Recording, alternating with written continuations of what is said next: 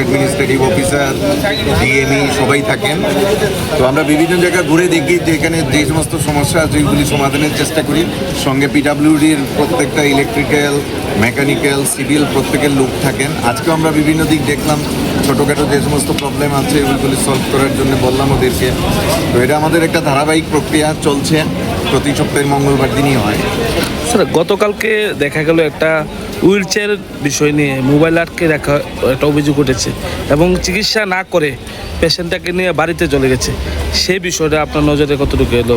হ্যাঁ, জিনিসটা আমরা দেখেছি এবং আমাদের নজরেও এসছে। এটা তো কোনোভাবে পেশেন্টকে চিকিৎসা ডিনাই করা যায় না এবং কোনো অবস্থায় এমন কোনো ইনস্ট্রাকশন নেই যে ওদের মোবাইল রাখতে হবে বা কী রাখতে হবে। যাই হোক, এই ব্যাপারে আমরা ডিটেল তদন্ত করছি এবং কিভাবে সিস্টেমটাকে আরও পেশেন্ট ফ্রেন্ডলি করা যায়, কিভাবে এরা সব কিছু পেতে পারেন, এটার ব্যবস্থার জন্য আমরা একটা কমিটি করছি এবং অতি সত্বর এই সমস্যার সমাধান হয়ে যাবে। আচ্ছা, যারা করেছে তাদের বিরুদ্ধে কোনো অ্যাকশন নেওয়া হবে? হ্যাঁ, অবশ্যই তদন্তে যদি ওদেরকে পাওয়া যায় কাউকেই ছাড়া হবে না, কারণ পেশেন্টের সাথে এই ধরনের ব্যবহার এটা কোনো অবস্থায় আশা করা যায় না।